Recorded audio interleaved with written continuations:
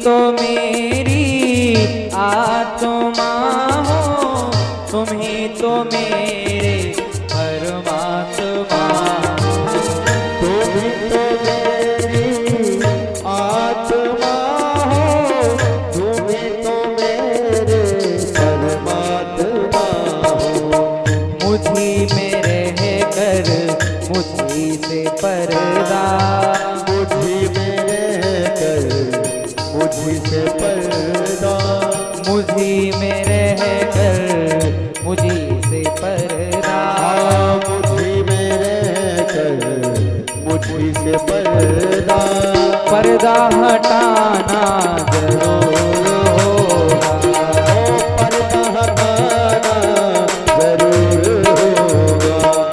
कई जन्मों से बुला रहे हैं, कई जन्मों से बुला रहे हैं, कोई तो रिश्ता जरूर होगा, हाँ कोई तो रिश्ता जरूर होगा। ओ कोई तो रिश्ता जरूर होगा।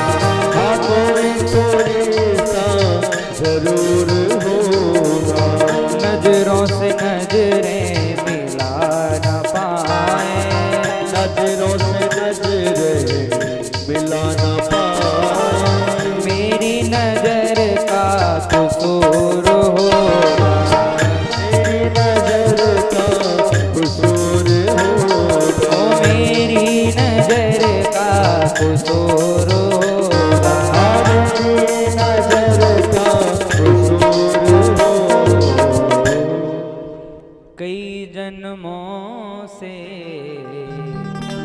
बुला रहे हैं, कोई तो रिश्ता जरूर होगा।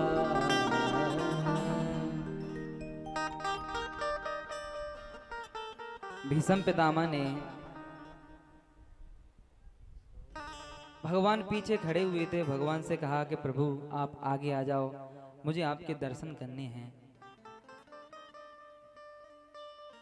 भगवान ने भीष्म पितामह से कहा कि पितामह, युधिष्ठिर को अब राज्य मिलने वाला है, इनके लिए कुछ उपदेश दे दो। भीष्म पितामह ने कहा कि कृष्ण, मुझसे उपदेश दिलवा रहे हो, आप भी तो दे सकते थे। भगवान ने अपने मन में कहा कि तुम्हारे अंदर बैठ कर के मैं ही उपदेश दूंगा, तुम तो केवल निमित्त हो। भीष्म पितामह ने बहुत सारा उपदेश दिया, लास्ट में केवल एक ही बात कही कि जहां भी पाप हो रहा हो वहां खड़े मत होना। जो व्यक्ति पाप करता है उससे भी ज्यादा पाप उसको लगता है जो उस पाप को देखता है। जो उस पाप को देखता है उससे भी ज्यादा पाप उसको लगता है। जो पाप कर रहा है उसको तो लगेगा ही, लेकिन जो उस पाप को देख रहा है, अगर तुम में सामर्थ्य है, तुम अगर शक्तिशाली हो, तो कहीं अपराध हो रहा है, पाप हो रहा है, तो उस पाप को रोकने की कोशिश करो। अगर तुम में सामर्थ्य नहीं है, शक्ति नहीं है, तो वहां से चले जाओ, उस पाप को देखो मत, वरना तुम भी पाप के भागी हो जाओगे। अब ये बात जैसे भीष्म पितामह ने कही तो द्रौपदी जी थोड़ी मुस्कुरा दी। अब जैसे ही मुस्कुराई तो भीष्म पितामह ने कहा, बेटी क्या बात है, तुम मुस्कुरा रही हो? द्रौपदी ने कहा, नहीं पितामह कुछ नहीं, नहीं कुछ बात है। द्रौपदी ने कहा कि पितामह, आज आप इतना सुंदर उपदेश दे रहे हो, कह रहे हो कि जहां किसी का अपमान हो रहा हो, पाप हो रहा हो, वहां खड़े मत होना, देखना मत, सामर्थ्य है तो रोकना। अरे उस समय आपको क्या हो गया था, जब दुशासन मेरी साड़ी खींच रहा था तब आप में सामर्थ्य थी, आप शक्तिशाली थे। अगर आप वहां आवाज लगा देते, आप अगर वहां कुछ भी कह देते, तो किसी की हिम्मत नहीं थी जो मुझसे हाथ लगा जाता। लेकिन आपने कुछ नहीं कहा, और तो और आप वहां से उठ करके भी नहीं गए, आप उस पाप को देखते रहे। और आज आप इतना सुंदर उपदेश दे रहे हो, आप अगर कुछ दुशासन से एक आवाज भी लगा देते तो दुशासन की क्या हिम्मत थी जो मुझसे हाथ लगा जाता। लेकिन आपने कुछ कहा नहीं और उस पाप को देखते रहे। आज आप कह रहे हो कि पाप को देखना मत। जैसे ये बात द्रौपदी जी ने कही, भीष्म पितामह रोने लगे। बेटी तू ठीक कह रही है, उस समय उस दुष्ट दुर्योधन का अन्न खाते खाते मेरी बुद्धि इतनी कुंठित हो गई थी, इतनी खराब हो गई थी कि मैं निर्णय नहीं ले पाया कि मैं क्या करूं। और उस दुर्योधन का मैंने जितना भी अन्न खाया था और उस अन्न से जितना भी रक्त बना था, आज वो सारा रक्त निकल गया। आज मैं बिल्कुल विरक्त हो गया हूँ। आज मैं जो भी कह रहा हूँ अपने अनुभव से कह रहा हूँ, आज मैं जो भी कह रहा हूँ उसमें सच्चाई है। द्रौपदी को थोड़ा बुरा लगा। पितामह मेरी बातों से आपको थोड़ा बुरा लगा, मुझे माफ कर देना। पितामह ने कहा कोई बात नहीं बेटी, बेटियों को भी अधिकार है अपनी बात कहने का। उसके बाद में भगवान ने, भीष्म पितामह ने भगवान से कहा प्रभु आपसे एक प्रार्थना है। क्या? मेरी एक बेटी है, उस बेटी का विवाह करना चाहता हूं मैं, लेकिन मैंने पूरी दुनिया में वर ढूंढे, उसके लायक मुझे कोई दूल्हा नहीं मिला, कोई वर नहीं मिला। अब सब लोग तो बड़े आश्चर्य में पड़ गए, भीष्म पितामह तो आजीवन ब्रह्मचारी रहते हैं, इनकी बेटी कहां से आ गई? तो भीष्म पितामह ने कहा कि मेरी गोद ली हुई बेटी है। क्या नाम है? इतिम तिरुत कल्पिता वितृष्णा भगवत सात्वत पुंगवे विभूनि। ये जो मेरी बुद्धि है ना, बुद्धि, यही मेरी बेटी है। ये बुद्धि रूपी मेरी बेटी है। ये बुद्धि बहुत अच्छी है। क्या विशेषता है इसमें? इस बुद्धि में कोई तृष्णा नहीं है, कोई विकार नहीं है, ये बिल्कुल शुद्ध है, बिल्कुल पवित्र है। और जैसी बेटी है वैसा ही तो वर होना चाहिए। आप जैसा वर मुझे दुनिया में कहीं नहीं मिला। कैसा? महाभारत का जब युद्ध हो रहा था तो सभी लोगों के चेहरे पर एक ऐसी टेंशन थी, ऐसा तनाव था, सभी बड़े दुखी थे। लेकिन उस महाभारत के युद्ध में भगवान प्रसन्न थे, भगवान मुस्कुरा रहे थे। भीष्म पितामह ने कहा कि प्रभु आप जैसा वर मुझे इस बुद्धि के लिए, मेरी बेटी के लिए कोई दुनिया में नहीं लगा, इसलिए मेरी बुद्धि के साथ आप विवाह कर लीजिए। भगवान ने कहा मुझे स्वीकार है। अच्छा आप देखिए, भीष्म पितामह भगवान की युद्धकालीन छवि का वर्णन कर रहे हैं कि जब मैंने उनको मारा था तब आपकी छवि ऐसे थी, जब मैंने इतनी सेना को मारा था तब आपकी छवि ऐसे थी। कहा जाता है कि भीष्म पितामह दिन में 10,000 महारथियों को मारते थे। रथियों की तो बात ही छोड़ो, महारथियों को, जो रथ पर सवार होते थे 10,000 को मारते थे दिन में। अब युद्ध करते थे कि भगवान को देखते थे? अटपटी बात है।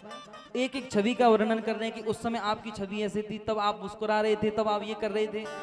तो इसका मतलब क्या भीष्म पितामह ने युद्ध नहीं किया, भगवान को ही देखते रहे? नहीं, युद्ध भी किया और भगवान को भी देखा। शरीर से तो युद्ध कर रहे थे, लेकिन मन कहाँ था? मन था भगवान के चरणों में। ऐसे ही मैयाओ, ये संसार भी एक युद्ध है। हम ये युद्ध लड़ रहे हैं। अगर इस संसार रूपी युद्ध में हमारा शरीर रहता है और अगर हमारा मन परमात्मा के चरणों में रहता है, तो जैसे भीष्म पितामह को दर्शन देने के लिए भगवान आए, ऐसे ही हमको दर्शन देने के लिए भगवान हमारे दर पर आते हैं। तो हमें क्या करना चाहिए?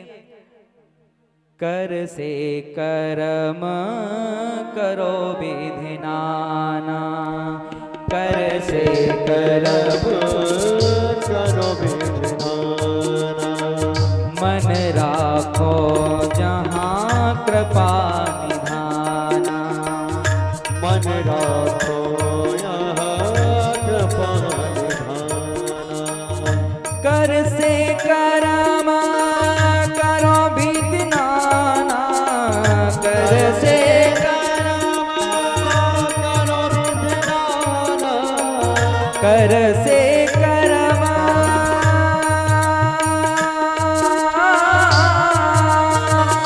कर से कर्म करो विधि नाना, कर से कर्म कर से कर्म करो विधि नाना, मन राखो जहाँ कृपा निधाना, मन राखो जहाँ कृपा निधाना। मन राखो जहाँ कृपा निधान। मन राखो जहाँ कृपा निधान। कर से कर्म करो, हाथों से संसार का काम करो, और मन कहाँ होना चाहिए? भगवान के चरणों में। जो गोपियां थी ना, गोपियों के पीछे भगवान क्यों भागते थे? क्यों उनका माखन चुराते थे? इसीलिए भगवान उनके पीछे भागते थे कि गोपियां संसार का काम करती थी और काम करते करते भगवान का नाम लेती थी। मन भगवान के चरणों में ही रहता था, इसलिए भगवान उनके पीछे पीछे दौड़ते थे, उनके पीछे पीछे भागते थे। तो भीष्म पितामह भगवान से कह रहे हैं, प्रभु मेरे सामने आ जाइए और आपको देख करके मैं अपने प्राणों को छोड़ना चाहता हूँ। तो भगवान को देख करके भीष्म पितामह ने अपने प्राणों का त्याग किया। इधर भगवान द्वारका के लिए जाने लगे तो सभी ने प्रार्थना की। इधर कुंती बुआ ने भगवान की स्तुति की। कुंती बुआ ने कहा कि प्रभु मैं आपकी स्तुति करना चाहती हूँ, प्रणाम किया। भगवान ने कहा, भगवान रिश्ते में कुंती बुआ के भतीजे लगते थे। भगवान ने कहा कि भैया बुआ ये उल्टी गंगा कहाँ बहा रही हो तुम? अरे मुझे तुम्हें प्रणाम करना चाहिए, तुम उल्टा मुझे प्रणाम कर रही हो, मैं तो आपसे छोटा हूँ। तो कुंती बुआ ने कहा कि आज मैं तुम्हें पहचान गई हूँ, आज तुम अपनी माया का प्रभाव मेरे ऊपर नहीं डाल सकते।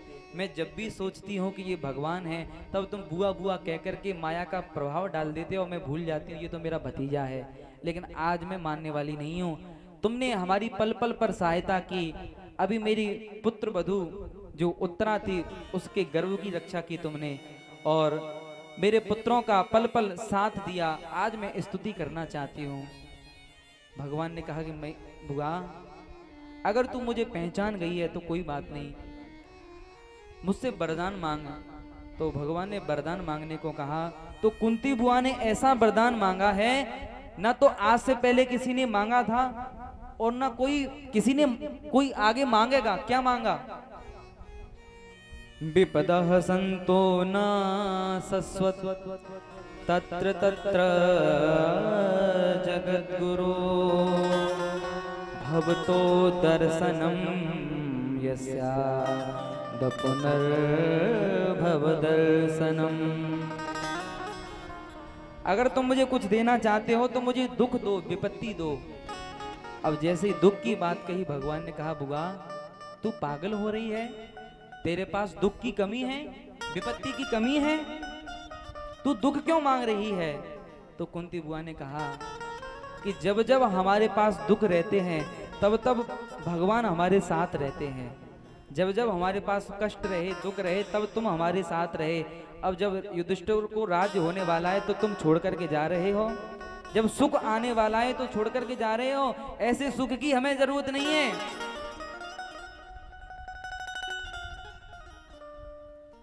सुख के माथे सिल पड़े, नाम हृदय से जाए, बलिहारी व दुख की जो पल पल नाम रटाए। अच्छा, एक तरह से देखा जाए तो कुंती बुआ ने, हमको तो ये लगता है कि कुंती बुआ ने दुख मांगे, लेकिन अगर अच्छी तरह से देखें तो कुंती बुआ ने भगवान से सुख मांगे। कैसे? सुख और दुख क्या है? विपदो नैव विपद, संपदो नैव संपद, विपदा विस्मरणम विष्णु संपन्न नारायण स्मृति। सबसे बड़ी विपत्ति तो वो है जिस समय हमें भगवान का नाम याद ना रहे। सबसे बड़ी विपत्ति ये है। और सबसे बड़ी संपत्ति वो है जिस समय हमें भगवान का नाम याद रहे। कहे हनुमंत विपति प्रभु सोई, कहे हनुमंत विपति प्रभु सोई, कहे हनुमंत विपति प्रभु सोई, कहे हनुमंत विपति प्रभु सोई, कहे हनुमंत विपति प्रभु सोई, कहे हनुमंत विपति प्रभु सोई, जब तब सुमिरन भजन न होई, तब तब सुमिरन भजन न होई। हो जब तब सुमिरन भजन न होई। तब तब सुमिरन भजन न होई। कुंती बुआ ने ये वरदान भगवान से मांगा। भगवान की आंखों में आंसू आ गए और कहा कि तेरे ऊपर वैसे ही बहुत सारे दुख हैं और तू कष्ट मांग रही है, दुख मांग रही है बुआ। उसके बाद में भगवान अर्जुन को लेकर के द्वारका चले गए।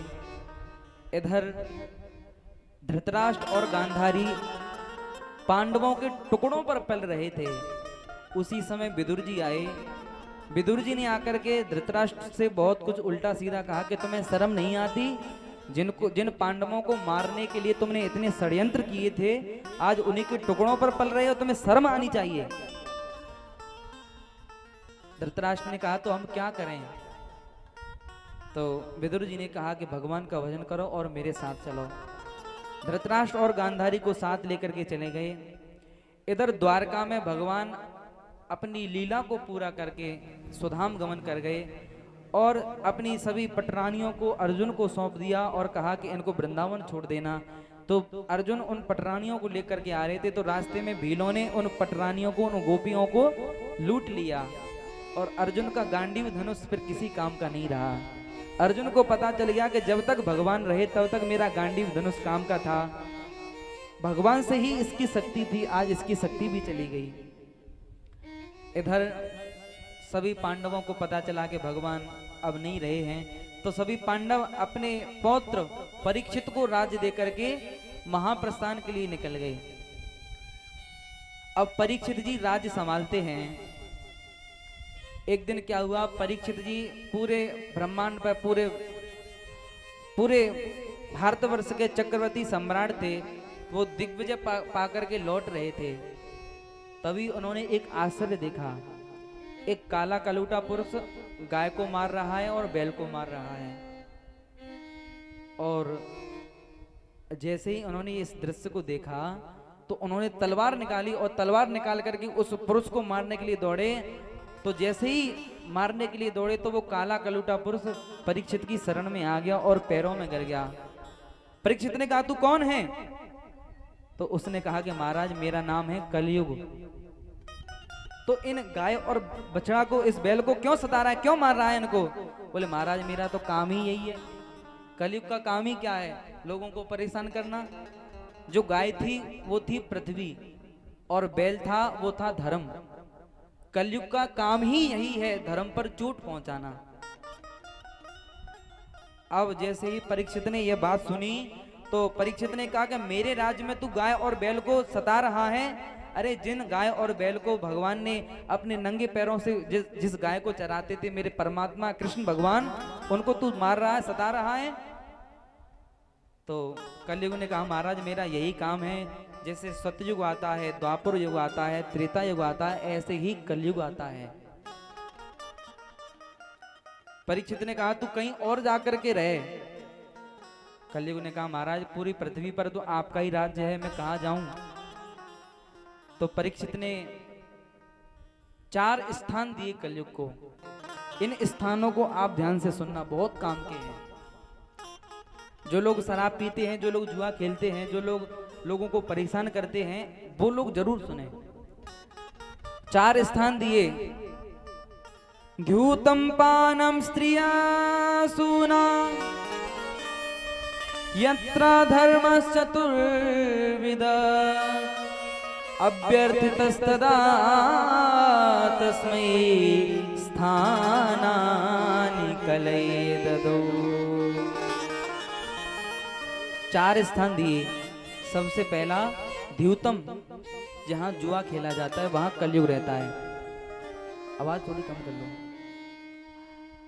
दूसरा स्थान पानम, जहां मदिरा पान की जाती है, जहां शराब पी जाती है। तीसरा स्थान स्त्रिय, जहां माताओं का अपमान होता है, जहां व्यभिचार होता है। चौथा स्थान सूना, जहां पर हिंसा होती है, जो लोग पशु पक्षियों को काट करके खाते हैं, इन जगह पर कलयुग रहता है।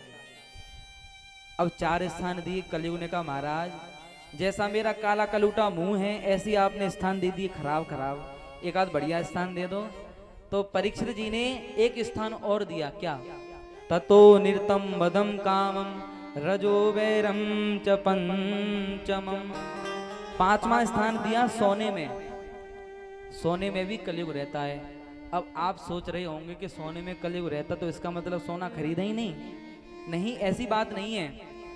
भगवान ने गीता में कहा है कि धातु नाम कांचनोस्मि, धातुओं में मैं स्वर्ण हूं। अच्छा एक बात है, भगवान भी सोने में रहते हैं और कलयुग भी सोने में रहता है, ये बात तो बिल्कुल विपरीत है, तो ये तो जमी नहीं। हाँ भैया, भगवान भी रहते हैं और कलयुग भी रहता है। जो लोग अधर्म से पैसा कमाते हैं, जो लोग गरीबों का शोषण करके पैसा कमाते हैं, ऐसे धन में ऐसे सोने में कलयुग रहता है। और जो लोग ईमानदारी से पैसा कमाते हैं, जो लोग बेईमानी नहीं करते, ऐसे धन में ऐसे सोने में भगवान रहते हैं। अब इन स्थानों को आप ध्यान से सुने। सबसे पहला द्यूतम। लोगों को आज इतनी लोगों की बुद्धि बिगाड़ रखी है कलयुग ने कि जगह जगह जुआ खेलते हैं। जो लोग जुआ खेलते हैं उनके घरों को जाकर के देखो कितने बर्बाद हो रहे हैं, सब कुछ बेच देते हैं। अरे और तो और, जहां तक तो बर्तन वगैरह जो कुछ भी होता है वो बेच देते हैं। जुआ का तो इतना गलत प्रभाव होता है भैया। पांडवों ने जुआ खेला था, सब कुछ दांव पर लगा दिया, अपनी पत्नी को भी दांव पर लगा दिया, और उस जुआ का प्रभाव, उस जुआ का फल देखो, इतना बड़ा महाभारत हो गया उस जुआ से। हम लोग जुआ खेलते हैं। आजकल गांवों में क्या करते हैं, जगह जगह लोग, दो चार लोग इकट्ठे हो जाएंगे और ताश खेलते हैं। उनसे पूछो कि क्यों ताश खेल रहे हो, तो कह रहे हैं अरे हमारा टाइम पास कर रहे हैं। अगर उन लोगों से कहो कि चलो नगला बल्ल में कथा हो रही है, कथा सुनने चलते हैं, तो वो कहेंगे नहीं नहीं, हमारे पास टाइम कहाँ है, फुर्सत कहाँ है। अरे हमको तो मरने के लिए फुर्सत नहीं है, ऐसे कहते हैं, हमको तो मरने के लिए फुर्सत नहीं है।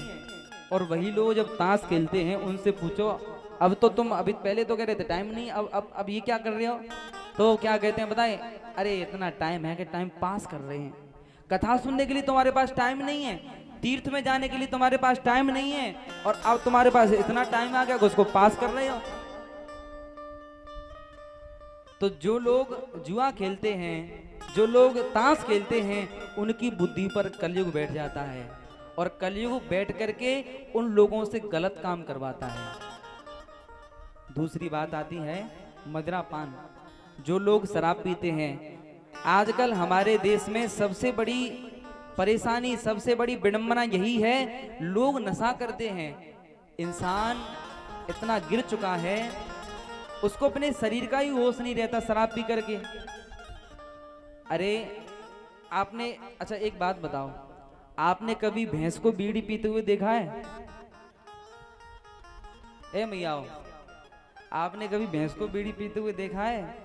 ऊंट को सिगरेट पीते हुए देखा है? अरे और तो और छोड़ दो, रास्ते में अगर शराब की बोतल पड़ी हुई होगी और कुत्ता उस रास्ते से निकल रहा होगा, तो कुत्ता उस बोतल को सूंघता भी नहीं है, और जिस बोतल को कुत्ता नहीं सूंघता, उस बोतल को ये आदमी बड़े भाव से, बड़े चाव से पीता है। अरे और तो और, अगर शराबी व्यक्ति से आप कहोगे भैया क्यों पीते हो, तो पता है क्या कहता है, अरे तेरे बाप की है, हम अपने पैसे से ही पी रहे हैं। किसी के पैसे की थोड़ी, अपने पैसे की पी रहे हैं। तो उन लोगों को समझाना भी बेकार है, समझते भी नहीं है। और भैया एक बात मैं आपको बता दूं, शराब पीने से दो चीजों की हानि होती है, दो चीजों का नुकसान होता है। किसका? एक तो शरीर का भी नुकसान होता है, और दूसरा धन का भी नुकसान होता है। जो लोग शराब पीते हैं उनका शरीर अंदर से खोखला हो जाता है, अंदर से बस बॉडी रह जाती, पिंजर रह जाता, दम नहीं रहती अंदर, और पैसा भी आपका फालतू में जा रहा है, किसी काम आ रहा है? हमारे गांव में बाबा लोग बीड़ी पीते हैं, आप लोग पीने वाले हैं, साथ पीते होंगे कल। अच्छा ये बताओ, एक बिंडल कितने का आता है? 10 रुपया को 15? अच्छा चलो 5 रुपया हटा दिए, 10 रुपए के रहने देते हैं। अच्छा 10 का आता है, और एक दिन में कम से कम एक बिंडल तो पी जाते होंगे। है ना, कम से कम तो पी जाते होंगे। अच्छा, आप जोड़ करके मुझे बताना, 10 रुपए आप रोज जोड़ करके रखो तो एक महीने में कितने हो जाएंगे? हमारा गणित कमजोर है, हम ज्यादा पढ़े लिखे नहीं है, आप ही बता दो गिन करके कितने हो जाएंगे। तुम भाई जैसे हो क्या?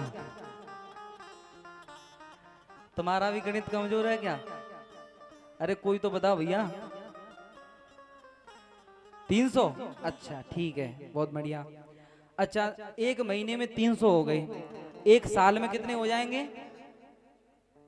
कितने हो जाएंगे? 3600। अच्छा, एक साल में 3600 रुपए हो गए 10-10 रुपए से।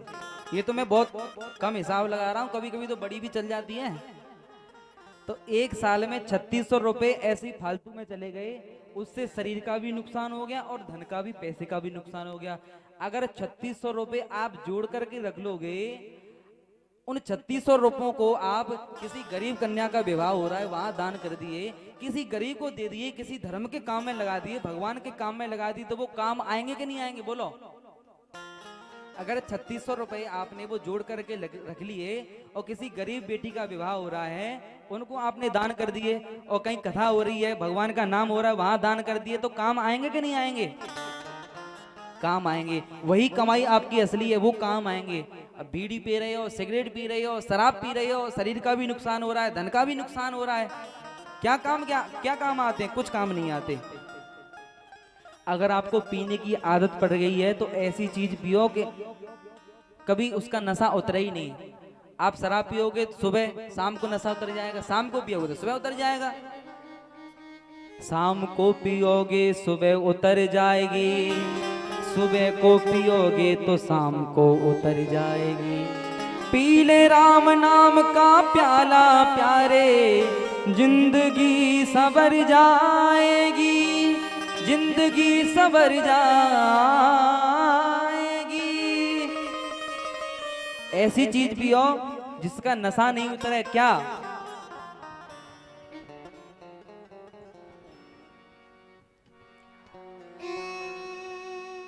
लोग शराब पीते हैं और पी पी करके गिरते हैं। ऐसी चीज पियो जिसका नशा कभी नहीं उतरे। क्या पीना चाहिए? हम तो पीते हैं सत्संग के प्याले, हम तो पीते हैं सत्संग के प्याले, ये अंगूरी मदिरा नहीं है। हम तो पीते हैं सत्संग के प्याले, ये अंगूरों की मदिरा नहीं है। लोग पीते हैं पी पी के गिरते, हम तो पीते हैं गिरते नहीं हैं। लोग पीते हैं पी पी के गिरते, हम तो पीते हैं गिरते नहीं हैं। हम तो पीते हैं गिरते नहीं हैं। हम तो पीते हैं गिरते नहीं हैं। क्यों नहीं गिरते? थोड़ी कम पीते होंगे या फिर ब्रांडेड पीते होंगे। बोले नहीं महाराज, हम क्या पीते हैं? हम वो मदना नहीं पीते, हम शराब नहीं पीते, हम तो पीते हैं सत्संग के प्याले, हम तो पीते हैं सत्संग के प्याले, ये अंगूरी मदिरा नहीं है, ये अंगूरों की मदिरा नहीं है। एक बार सभी ऊपर हाथ करके जय हो।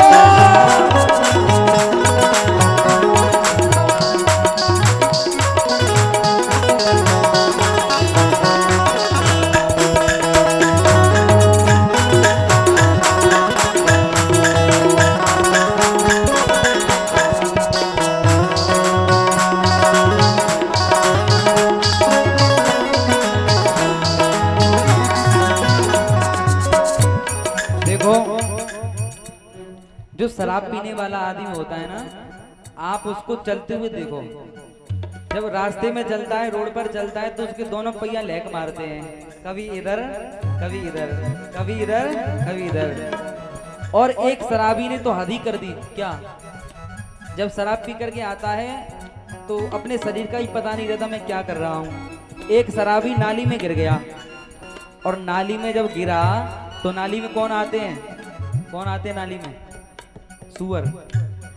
नाली में सूअर आते हैं। तब एक क्या हुआ, एक शराबी नाली में गिर गया, तब तक ये सूअरिया आ गई और धीरे धीरे उसके चेहरे पर हाथ फिरा रहा है और हाथ फिराते फिराते उसका हाथ पूंछ पर चला गया। अब वो कहने लगा, लल्लू की मम्मी तुम तो रोज दो दो चोटी बनाती थी, आज एक चोटी कैसे बनाई है? पूंछ पर हाथ रख करके कह रहा है कि रोज दो दो चोटी बनाती थी, आज एक चोटी कैसे बनाई है? अब उस भले आदमी को यही पता नहीं कि लल्लू की मम्मी किसकी मम्मी है ये। तो ऐसा हो जाता है, उनको अपने शरीर का ही पता नहीं रहता। हम तो पीते हैं सत्संग के प्याले, हम तो पीते हैं सत्संग के प्याले, ये अंगूरी मदिरा नहीं है, ये अंगूरी मदिरा नहीं मदिरा है।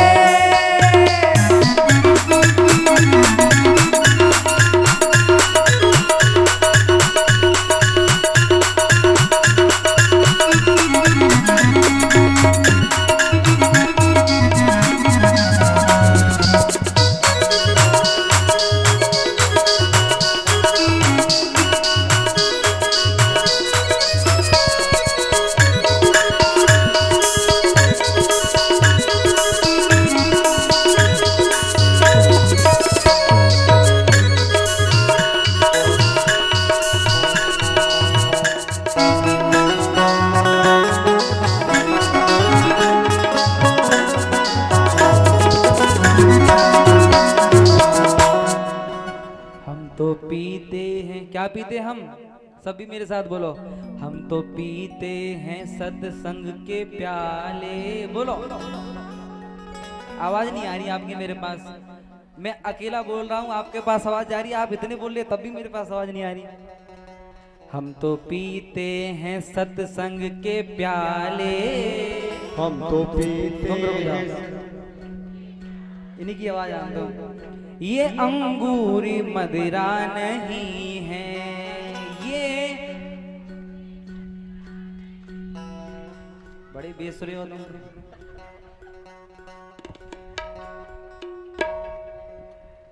बहुत बढ़िया, ऐसे बीच बीच में आपसे गवाया करेंगे, ठीक है ना? सीख जाओगे।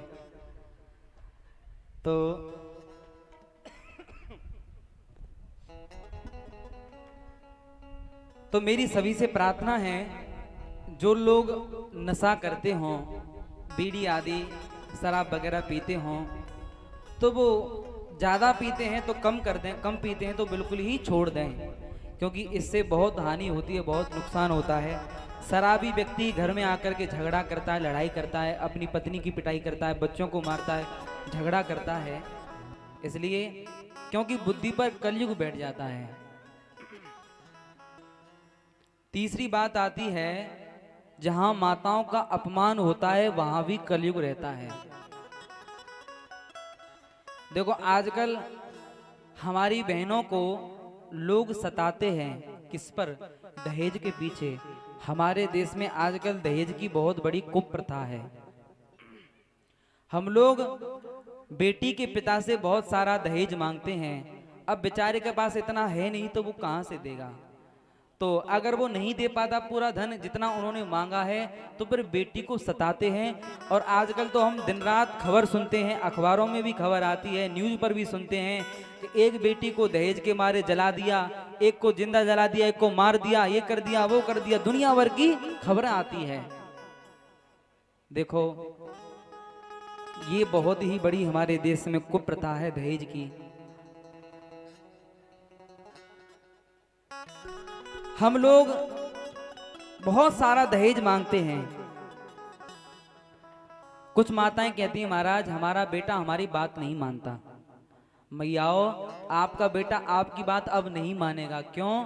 क्योंकि आपने दहेज लेकर के अपने बेटे को बेच दिया उस बेटी के पिता के हाथों। उससे आपने बहुत सारा धन लिया है, धन लेकर के आपने उस बेटे को अपने को बेच दिया। अब वो तुम्हारी बात नहीं मानेगा। दहेज लेकर के आपने अपने बेटे को बेच दिया। इतना दहेज नहीं मांगना चाहिए। बेटी का पिता अपनी इच्छा से जो देता है वो स्वीकार कर लो, लेकिन मांगो मत। आपको अपने बेटों पर इतना भी विश्वास नहीं है, इतना भी भरोसा नहीं है कि 2 वक्त की रोटियां भी आपको खिला सके? क्या इसलिए आपने बड़ा किया है इतना उसको? इतना भी विश्वास नहीं है कि 2 वक्त की रोटियां आपको खिला सके, और आप सारा धन उस बेटी के पिता से मांग लेते हो कि इतना दहेज चाहिए, और नहीं देता तो परेशान करते हैं। ऐसा नहीं करना चाहिए। जो बेटी का पिता अपनी इच्छा से देता है वो स्वीकार कर लो, मांगो मत।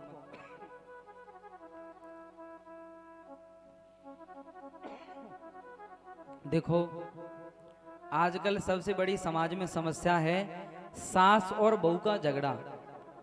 सास में और बहुओं में बनती नहीं है, झगड़ा होता है। क्या कारण है?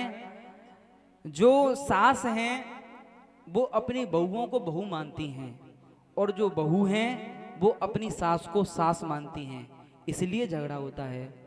अगर सास अपनी बहू को बेटी माने और बहू अपनी सास को मां माने तो झगड़ा नहीं हो सकता। केवल इसी बात का झगड़ा होता है। एक बूढ़ी मां थी, उसकी एक बेटी थी और एक बेटा था, दोनों का विवाह हो गया। एक संत के पास वो मैया आई। उस मैया ने कहा कि महाराज, एक बड़े दुख की बात है और एक खुशी की बात है, तो पहले कौन सी बात सुनोगे? महाराज ने कहा कि मैया खुशी की बात सुना पहले। तो उस मैया ने कहा, महाराज मेरी एक बेटी है और मेरी बेटी को हमको ऐसा दामाद मिला है, उसको ऐसा पति मिला है कि मेरी बेटी कह देगी आधी रात पर ससुराल माँ के छोड़ करके आ, तो आधी रात पर तैयार हो जाता है, माँ के छोड़ करके आता है, और मेरी बेटी जो कहती है वो मानता है। लेकिन महाराज एक दुख की बात है। बोले मैया क्या दुख की बात है? बोले हमारे घर में जो बहू आई है ना, ये बड़ी बदमाश है। बोले क्यों? उसने मेरे बेटे को ऐसे अपने बस में कर रखा है, जो कहती वो वही मेरा बेटा करता है। आधी रात पर भी कह देगी तो उसकी माँ के छोड़ करके चला जाता है, और जो भी कहती वो मानता है। और संत को हंसी आई, मैया जो व्यवहार तेरा दामाद तेरी बेटी के प्रति कर रहा है तुझे बड़ी खुशी हो रही है, और वही व्यवहार तेरा बेटा तेरी बहू के प्रति कर रहा है तो तुझे दुख हो रहा है। अरे तेरे घर में जो बहू आई है वो भी तो किसी की बेटी है, वो उसकी माँ भी तो ऐसा सोचती होगी तेरे जैसा। तो यही कारण है हम लोग अपनी बहुओं को केवल बहू मानते हैं, बेटी नहीं मानते। अगर अपनी बहुओं को बेटी मानेंगे तो बेटी जैसा प्यार आता है, बेटी जैसा प्रेम आता है। जैसे हम बेटी को रखते हैं वैसे ही हम बहू को रखते हैं। और बहू अपनी सास को माँ माने, जैसे माँ से हर बात कहती है, माँ की हर बात मानती है, वैसे ही सास की हर बात माननी चाहिए। तो सास और बहू में कभी झगड़ा नहीं होता।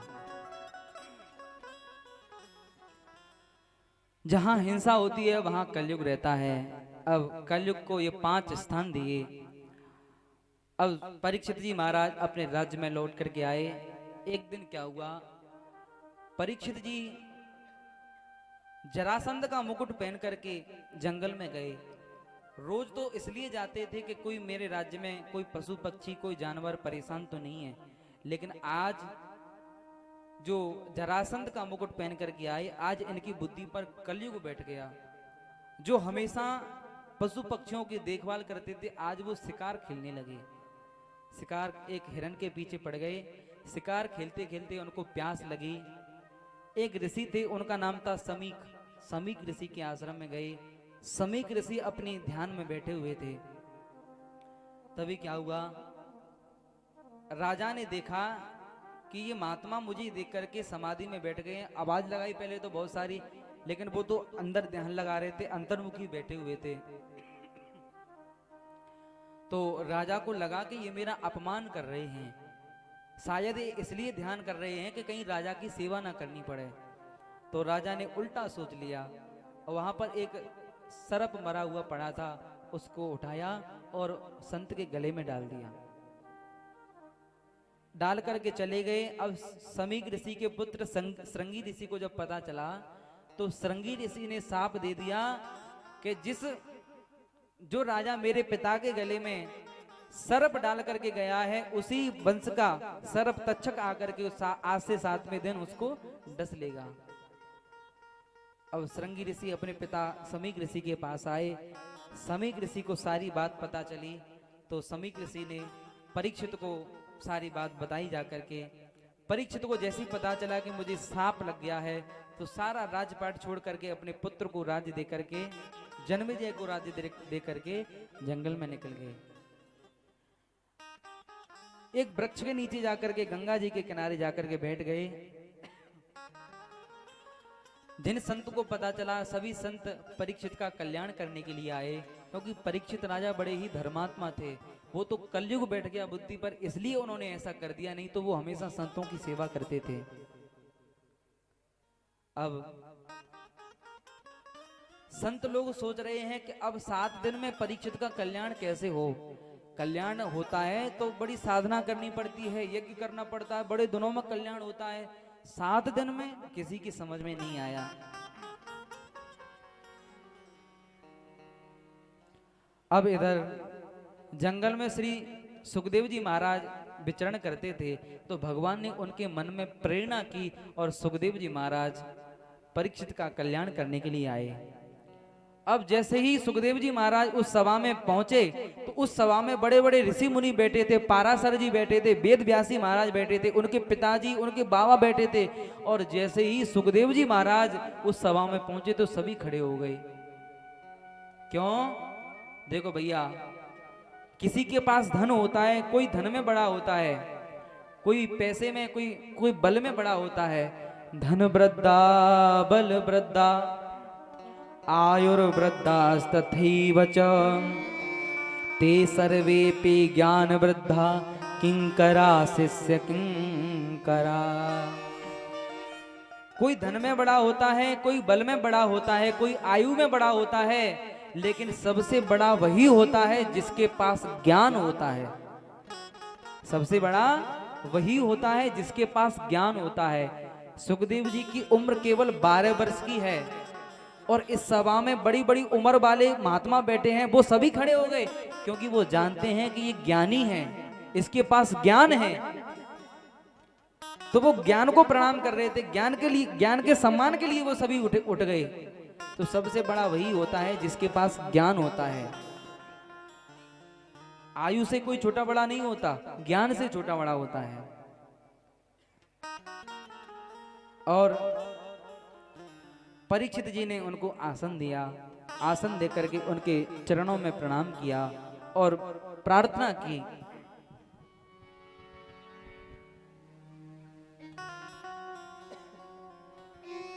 आइए सभी हम सब लोग सुखदेव जी महाराज के चरणों में प्रणाम करते हैं। तेरी कृपा ही मेरा सब कुछ हो मेरे सद्गुरु प्यारे, तेरी कृपा ही मेरा सब कुछ है मेरे सद्गुरु प्यारे। तेरी कृपा ही मेरा सब कुछ हो मेरे सद्गुरु प्यारे, तेरा सब कुछ हो मेरे सद्गुरु प्यारे। मुझे नहीं चाहिए अब कुछ हो मेरे सद्गुरु प्यारे, चाहिए अब कुछ हो मेरे सद्गुरु प्यारे। जय हो।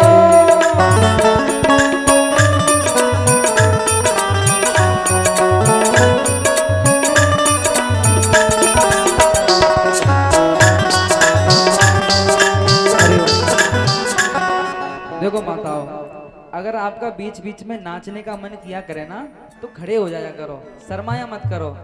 देखो ये तो भगवान का नाम है, भगवान के नाम में शर्माते नहीं है, भगवान के नाम में शर्म नहीं करते। अगर शर्म करनी है तो दूसरे कामों में करो, यहाँ मत करो। यहाँ तो भगवान के प्रेम में, भाव में, जब भी आपका मन किया करे तो बिना बताए, बिना कहे खड़े हो जाया करो। जय हो।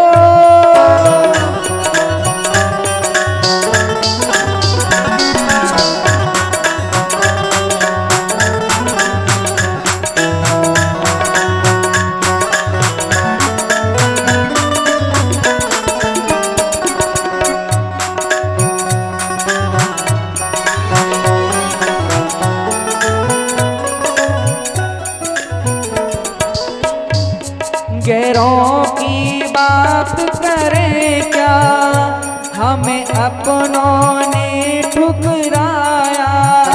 गैरों की बात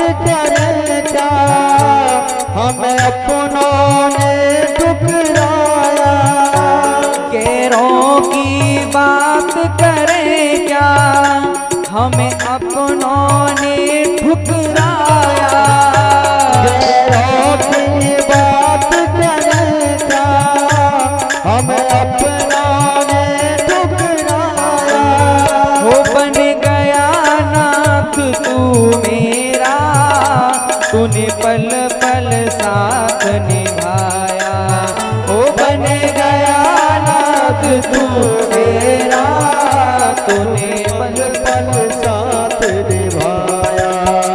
तेरा साथ ही हो, तेरा साथ ही, तेरा साथ ही मेरा सब कुछ हो मेरे सद्गुरु प्यारे। कृपा ही मेरा सब कुछ है मेरे सतगुरु प्यारे। वृंदावन बिहारी लाल की।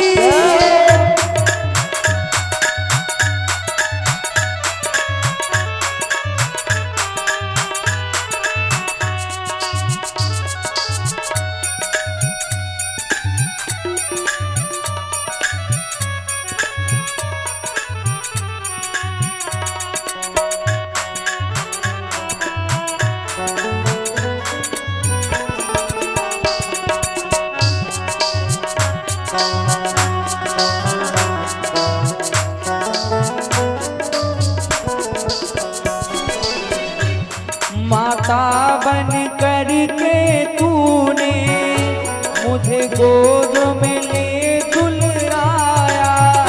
माता बन करके तूने मुझे गोद में ले दुलराया। माता बन करके तूने मुझे गोद में ले दुलराया। माता बन करके तूने मुझे गोद में ले दुलराया। बन गया पिता तू मेरा, तूने चलना मुझे सिखाया। बन गया पिता तू मेरा, तूने चलना मुझे सिखाया। तेरा प्यार ही हो, तेरा प्यार ही, तेरा प्यार ही मेरा सब कुछ हो मेरे सद्गुरु प्यारे।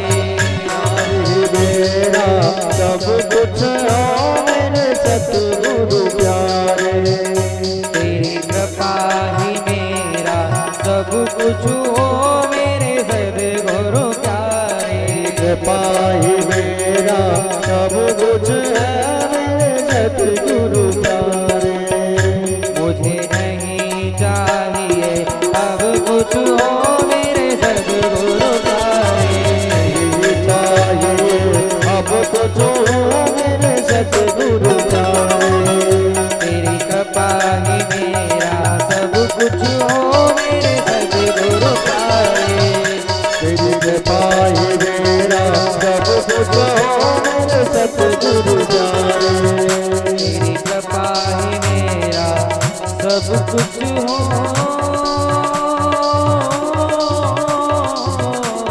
मेरे सद्गुरु प्यारे।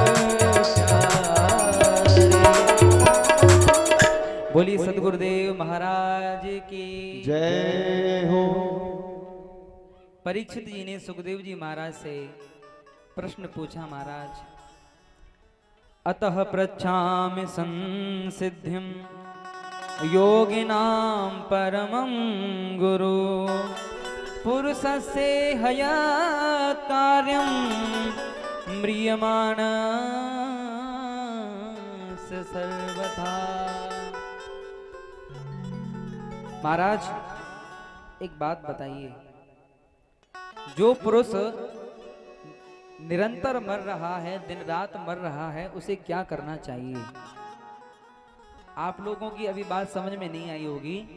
आप लोग ये सोच रहे होंगे कि हम तो आदमी तो एक ही बार मरता है, दिन रात कैसे मर रहा है, एक बार निरंतर कैसे मर रहा है? तो इस बात को ऐसे समझें, जिस समय किसी जीव का जन्म होता है उसी समय से उसका मरना चालू हो जाता है। मान लो आपकी उम्र 100 साल की है, हमारी माताएं होती हैं अपने बच्चों का जन्मदिन मनाती हैं। अगर आपका बच्चा 15 साल का हो गया तो कहते हैं हमारा बच्चा 15 साल बढ़ गया, और बड़ी धूमधाम से उसका जन्मदिन मनाते हैं, हैप्पी बर्थडे टू यू, बड़ी धूमधाम से जन्मदिन मनाते हैं। अगर देखा जाए तो जन्मदिन नहीं मनाना चाहिए, खुशी नहीं मनानी चाहिए, उल्टा दुख मनाना चाहिए। क्यों? आपके पास 100 साल हैं, 100 साल में से 15 निकल गए तो कितने बचे? कितने बचे? 85। अगर आप 20 साल के हो गए तो 80 बचे।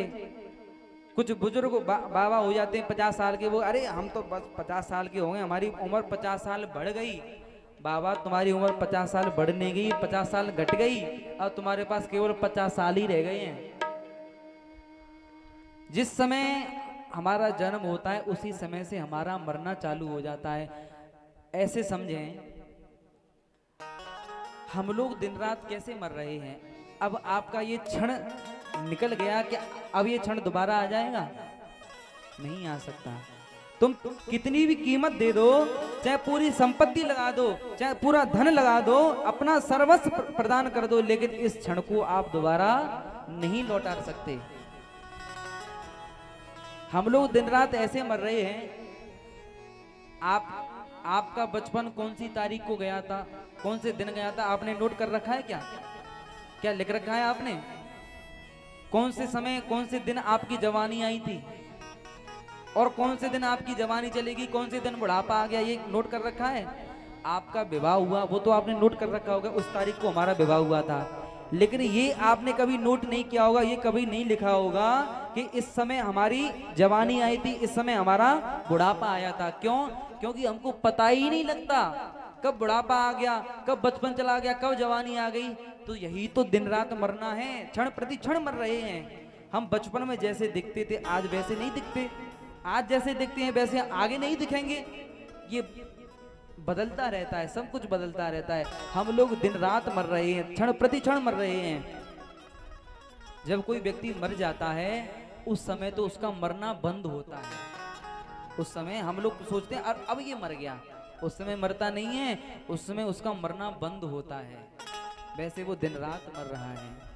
अगर इससे बचना है तो क्या करना चाहिए? तो उपाय बताते हैं सुखदेव जी महाराज। पहले तो परीक्षित की सराहना की, तुमने बहुत अच्छा प्रश्न पूछा है लोगों के कल्याण के लिए, और कहा निद्रया ह्रियते नक्तम दिवाए च भावया दिवाचार्थे हया राजन् कुटुंब भरणेन वा कुटुंब भरणेन वा। रात गमाई सोए कर दिवस गमायो खाए, हीरा जैसा जन्म था कौड़ी बदले जाए। रात को तो सोने में बिता देते हैं और दिन को खाने में कमाने में बिता देते हैं, भगवान का भजन कभी नहीं कर पाते। हम लोग अपने जीवन को इन्हीं व्यर्थ की बातों में बिता देते हैं, कभी भगवान का भजन नहीं कर पाते। देखो हमारा जीवन केवल 3 बातों में है। अगर मैं आपसे पूछूं कि आप जीते क्यों हो, सज्जनों आप सभी मुझे बताएं कि आप जीते क्यों हो, तो आप क्या कहोगे? कि कमाने के लिए। अच्छा, कमाते क्यों हो? तो आप कहोगे जीने के लिए। इन 3 बातों में ही हमारा पूरा जीवन है। जीते क्यों हो? कमाने के लिए। कमाते क्यों हो? खाने के लिए। खाते क्यों हो? जीने के लिए। फिर वही बात आ गई, इन 3 बातों में ही पूरा जीवन है। सरल भाषा में समझें, आदमी मेहनत करता है, खेती करता है किसान, और खेती करता है उसमें गेहूं होते हैं, बाजरा होता है, उसको अपने घर में लेकर के आता है, खेत से लेकर के आता है घर में, और घर से पेट में। सीधे से समझ लो, खेत से पेट में और पेट से फिर खेत में। आजकल तो सिस्टम बदल गया है, खेत से पेट में और पेट से घर में ही। बाथरूम लेटरिन बाथरूम हो गई आजकल तो खेत से पेट में और पेट से घर में ही। तो इन्हीं बातों में हमारा पूरा जीवन बीत जाता है। क्या कभी भजन किया भगवान का? क्या कभी भगवान के लिए समय निकाला? अरे भैया तुम 24 घंटे, हम तुमसे यही नहीं कह रहे कि तुम 24 घंटे भगवान के पीछे लगे रहो। 24 घंटे में से कम 1 घंटा तो उसके लिए निकाल सकते हो जिसने तुम्हें ये मनुष्य जीवन दिया है, जिसने तुम्हें इतनी कृपा करके ये मानव का जीवन दिया है। उस परमात्मा के लिए कम से कम 1 घंटा तो निकाल सकते हो। 1 घंटा नहीं निकलता तो आधा घंटा तो निकाल सकते हो। आधा घंटा भी तुम पे भजन नहीं होता, 15 मिनट निकाल लो। अरे 15 मिनट भी नहीं होता तो 5 मिनट ही कर लो, कर दो सही कम से कम। 5 मिनट भी करो, लेकिन करो मन से। कुछ लोग भजन करते हैं लेकिन मन कहाँ होता है, अरे बहू ने सानी दी होगी कि नहीं, भैंस को दी होगी कि, झाड़ू लगाया होगा कि नहीं लगाया होगा, वो किया होगा, दूध निकाला होगा कि नहीं निकाला होगा। भजन तो कर रहे हैं लेकिन मन कहाँ है संसार के कामों में। ऐसे भजन नहीं होता। मन भी वही हो और शरीर भी वही हो। मन से भी भजन करो और शरीर से भी भजन करो। उसके बाद में सुखदेव जी महाराज ने परीक्षित को क्रम मुक्ति और सद्य मुक्ति का वर्णन बताया। परीक्षित जी ने सृष्टि विषय प्रश्न पूछे, कहा महाराज इस सृष्टि की उत्पत्ति कैसे हुई। तो सृष्टि विषय प्रश्न का उत्तर विदुर और मैत्री संवाद से सुखदेव जी महाराज ने दिया है कि एक बार तुम्हारे काका विदुर ने भी मैत्री जी से यही प्रश्न पूछा था। कब पूछा था महाराज? बात उस समय की है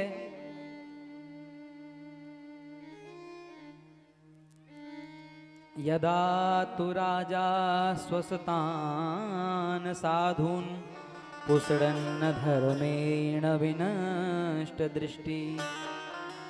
जब धृतराष्ट्र अपने 100 पुत्रों को अधर्म से पाल रहा था, जब 5 पांडवों को वनवास दे दिया, 12 वर्ष का वनवास और 1 वर्ष का अज्ञातवास दे दिया, और जब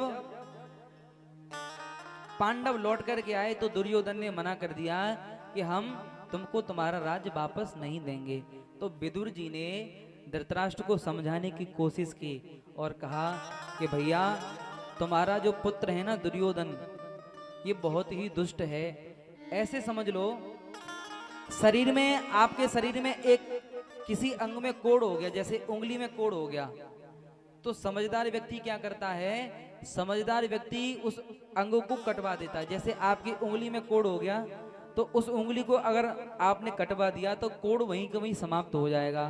अगर आपने ममता बस उस उंगली को नहीं कटवाया तो वो कोड़ पूरे शरीर में फैल जाएगा। अच्छा, आप लोग किसान हो तो आप लोग आलू की फसल करते हो, तो आलू की बोरी में अगर एक आलू सड़ जाता है तो आप क्या करते हो? क्या करते हैं आप? उसको निकाल करके फेंक देते हैं। अगर नहीं निकालोगे तो पूरी बोरी को सड़ा देगा और वो पूरी बोरी पूरे कोल्ड को सड़ा देगी। ऐसे ही विदुर जी महाराज ने धृतराष्ट्र से कहा कि तुम्हारा जो पुत्र है ना दुर्योधन, ये आलू की तरह है, अगर इससे ममता करोगे, मोह करोगे तो ये पूरे परिवार का विनाश करवा देगा, इसलिए इसको छोड़ दो, इसको त्याग दो। लेकिन धृतराष्ट्र कुछ नहीं बोला। धृतराष्ट्र की बाहर से तो फूटी हैं, अंदर से भी फूटी हुई हैं। इस बात को दुर्योधन ने सुन लिया और दुर्योधन ने जैसी सुना तो कहा, ए दासी पुत्र, अपने काका को आखिर में चाचा लगते हैं, उनसे कह रहा है, ए दासी पुत्र, जिस थाली में खाता है उसी में छेद करता है, हमारा अन्न खाता है और हमको निकलवाना चाहता है। अब ये बात जैसे ही दुर्योधन ने कही तो विदुर जी समझ गए। धृतराष्ट्र के मुख से एक भी बात नहीं निकली, विदुर जी समझ गए। देखो 3 लोग होते हैं, सचिव वेद गुरु 3 ज्यों, प्रिय बोले भयहास, राज धर्म तन 3 कर होए बेग ही नास। मंत्री जब चाटुकार हो जाए तो समझ लो कि राजा का पतन होने वाला है। और वैद्य जो होते हैं डॉक्टर अगर मरीज की रुचि के अनुसार दवाई दें तो मरीज की बीमारी कभी ठीक नहीं होगी। अपनी इच्छा से देते हैं दवाई तभी उसकी बीमारी ठीक होती है। मरीज ने कहा कि डॉक्टर साहब ये इंजेक्शन मत लगाओ, दूसरा लगाओ, तो उसकी बीमारी ठीक हो जाएगी? नहीं होगी। और जो गुरु होते हैं, अगर गुरु अपने शिष्य के रुख को देख करके कुछ कहेंगे तो शिष्य का कल्याण होने वाला नहीं है। तो विदुर जी महाराज वहीं अपने रथ को, अपने धनुष को रख करके चौखट पर चले गए। और जैसे ही विदुर जी कौरवों को छोड़ करके गए तो मानो कौरवों के सारे पुण्य चले गए हों। जिस समय रावण ने विभीषण जी में लात मार दी थी तो विभीषण जी जब गए तो सभी जितने भी राक्षस थे उनकी आयु चलेगी। अस कहे चला विभीषण जब ही अस कह चला विभीषण अस कह चला विभीषण जबहि अस कह चला विभीषण आयो हीन भय सब तबहि आयु हीन भय सब तबहि। जब विभीषण जी रावण को छोड़ करके गए तो समझ लो सारे राक्षसों की आयु चली गई, पुण्य चले गए। आज विदुर जी जब इनको छोड़ करके गए हैं तो मानो सारे कौरवों के पुण्य चले गए, धर्म चला गया। अब सभी लोगों ने गोष्ठी बनाई और कहा कि द्वारका से कृष्ण को शांति दूत बना करके लेकर के आओ, वो कुछ कहेंगे तो शायद कुछ हो सकता है। भगवान द्वारका से शांति दूत बन करके आए, सभा में बैठे हैं। विदुर जी तो सब कुछ छोड़ करके जा चुके थे, लेकिन पीछे सभा में वो बैठे हुए थे। तो भगवान ने दुर्योधन को समझाया कि भाई तुमने उनको वचन दिया था कि तुम वनवास पूरा करके आओगे तो उनका राज्य दोगे। अब उन्होंने वनवास पूरा कर लिया है तो उनका राज्य वापस दे दो। तो दुर्योधन ने कहा कि नहीं, मैं नहीं दूंगा। भगवान ने कहा तो कोई बात नहीं, ज्यादा नहीं दे सकते, तो 5 भाई हैं, 5 भाइयों को एक एक गांव दे दो, एक एक गांव में अपना जीवन यापन कर लेंगे, मैं उनको समझा दूंगा। तो दुर्योधन ने कहा सूचक्रे नैव दास्यामि बिना युद्धेन केशव। हे केशव, मैं बिना युद्ध के एक सुई की नोक भी बराबर जमीन नहीं दूंगा, युद्ध करना पड़ेगा। अब जैसे ही युद्ध की बात की, भगवान ने कहा कि तेरा दिमाग खराब है, तुझे पता है युद्ध कैसे होता है? अपनी दादी से कहानी सुनी होगी युद्ध की। अब जैसे ही दुर्योधन ने भगवान को अपनी विपक्ष में बोलते हुए देखा तो अपने सैनिकों को आदेश दे दिया, इस कृष्ण को बंदी बना लो। भगवान को कौन बंदी बना सकता है? भगवान ने अपना विराट रूप धारण किया। धृतराष्ट्र ने सभा को वहीं निरस्त किया और कहा कि दुर्योधन, कृष्ण द्वारका से आए हैं, इनको भूख लगी होगी, इनको कुछ खाने को दे दो। दुर्योधन ने कहा केशव, मेरी माँ ने अपने हाथों से 56 प्रकार के भोग बनाए हैं, चल करके पालो। भगवान ने स्पष्ट मना कर दिया, दुर्योधन, भोजन 2 स्थिति में होता है, या तो करने वाले को भूख हो या फिर कराने वाले का भाव हो। ना तो मुझे भूख है और ना तेरा भाव है। और वैसे भी मेरा निमंत्रण तो विदुर जी के यहाँ पर है। अब विदुर जी लास्ट में बैठे हुए हैं। विदुर जी ने सोचा मुझे तो कभी मिले ही नहीं, मेरा निमंत्रण कहाँ से? लेकिन भगवान है, झूठ नहीं बोलते। विदुर जी पीछे से सभा से निकल गए और जाकर के विदुरानी से कह दिया, अरे विदुरानी सुनती हो? क्या बात है, क्यों चिल्ला रहे हो? उसने कहा कि अरे भगवान ने, कृष्ण ने मेरा सम्मान किया, पूरी सभा में कहा कि मेरा निमंत्रण विदुर जी के यहाँ पर है और वो आते होंगे, मैं कुछ सामान लेने जा रहा हूँ, तुम तैयारी कर लो। विदुर जी चले गए। अब विदुरानी से विदुर जी ने कहा था कि भगवान हमारे रिश्ते में भतीजे लगते हैं और जब भी वो आएंगे तब तुझसे काकी कहेंगे, कहीं धोखे में मत रह जाना। ठीक है, विदुर जी चले गए। अब विदुरानी जी स्नान कर रही हैं, उसी समय भगवान दरवाजे पर खड़े हैं, गेट खटखटा रहे हैं। काकी री काकी, अरे खोलिए कपाट आन, बोल अनमोल सुन ध्यान ये उछट गयो। अरे काकी दरवाजा खोल दे। उसी समय विदुरानी स्नान कर रही थी और जैसे ही कान में आवाज गई, उसने सोचा कि भगवान आ गई, अब क्या करूं? तो थोड़ा सा पानी डाला था, आधा ही स्नान कर पाई थी, तब तक दौड़ी गेट को खोलने के लिए। कभी सोचती है अरे मेरा आंगन तो गंदा पड़ा है, मैं बिठाऊंगी कहाँ पर? कभी झाड़ू लेकर के झाड़ू लगाती है, कभी गेट को खोलने के लिए जाती है। तब तक भगवान कह रहे हैं काकी हम खड़े ही रहें कि जाएं? गेट ही नहीं खोल रही है। और जैसे ही विदुरानी आई, विदुरानी ने जैसे ही गेट खोला तो भगवान ने देखा उसको अपने शरीर का भी ध्यान नहीं रहा, वस्त्र भी नहीं पहन पाई। भगवान ने क्या किया, कांधे से उतार नागर नट फेंक्यो झट, पीत पट काकी की कट सो लिपट गयो। भगवान ने अपना पीतांबर काकी को, विदुरानी को उड़ा दिया। अब विदुरानी टकटकी लगा करके भगवान को दरवाजे पर ही देख रही है। भगवान ने कहा कि यहीं खड़े रहे कि अंदर भी ले जाएगी? विदुरानी ने कहा हाँ लाला अंदर भी ले जाऊंगी, चल अंदर चलते हैं। अंदर आए, अब आंगन में खड़ी होकर के देख रही है भगवान को। अब बेचारी भाव में इतनी पागल हो गई है, वो समझ नहीं पा रही कि मैं क्या करूं और क्या नहीं करूं। भगवान ने कहा कि हम खड़े ही रहें, कहीं बिठा लेगी भी। विदुरानी ने कहा हाँ लाला अभी बिठाती हूँ। तो अंदर से एक पीड़ा लेकर के आई।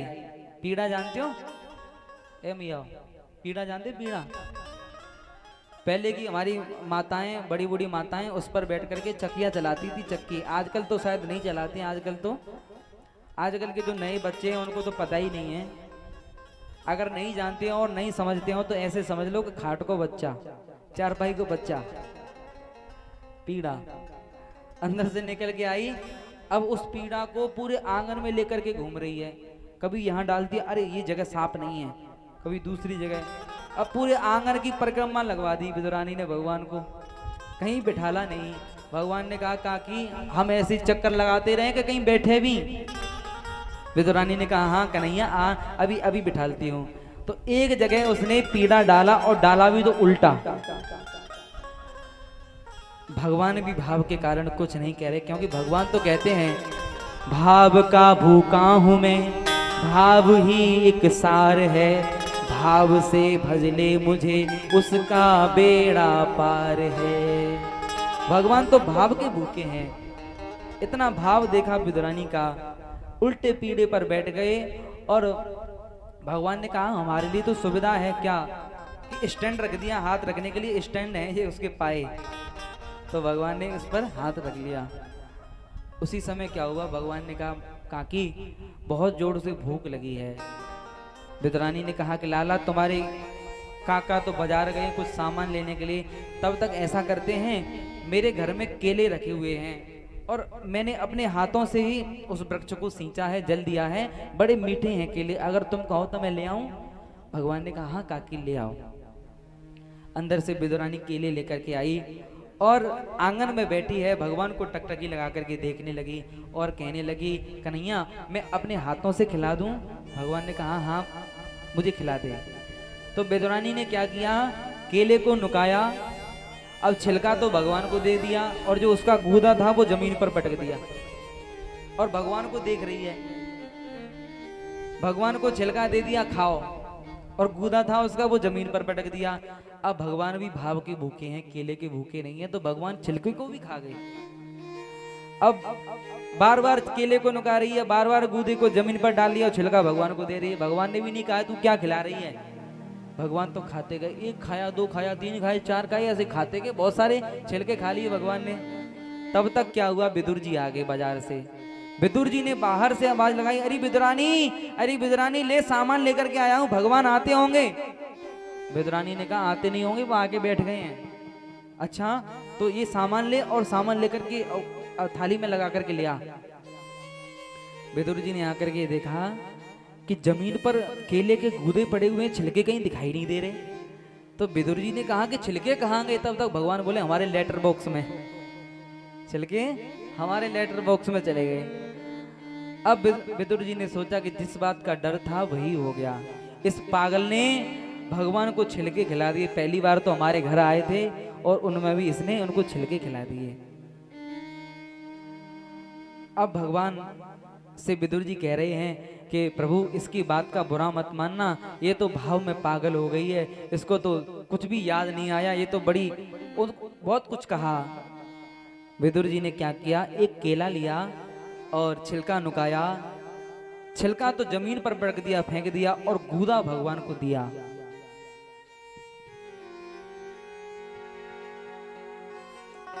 गूदा भगवान को दिया तो जैसे ही भगवान ने वो केले के गूदे को खाया तो विदुर जी ने कहा प्रभु कैसा लगा। तो भगवान ने पता है क्या कहा कि विदुर काका इसमें स्वाद नहीं आ रहा, स्वाद छिलकों में था तेरे गूदे में ना, स्वाद छिलकों में था तेरे गूदे में ना, मैं तो भी दो रानी के छिल छिलके तक खा गया। मैं तो विधो रानी के छिलके तक खा गया। भगवान को कपट पसंद नहीं है। भगवान कहते हैं मोए कपट छल छिद्र न भावा। भगवान को भाव पसंद है। चतुराई जिसने की उसको मैं ना मिला।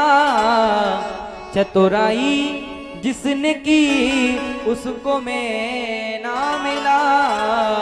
भीलनी का मुझे भोलापन भा गया।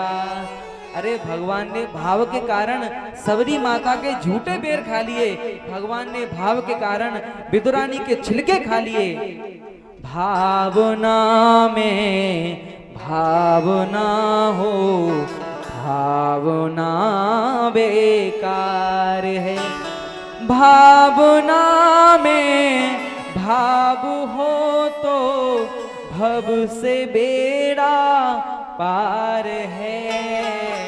भावना में भावना हो, भावना बेकार है। इधर भगवान ने विदुर और विदुरानी के आतिथ्य को स्वीकार किया। भगवान चले गए।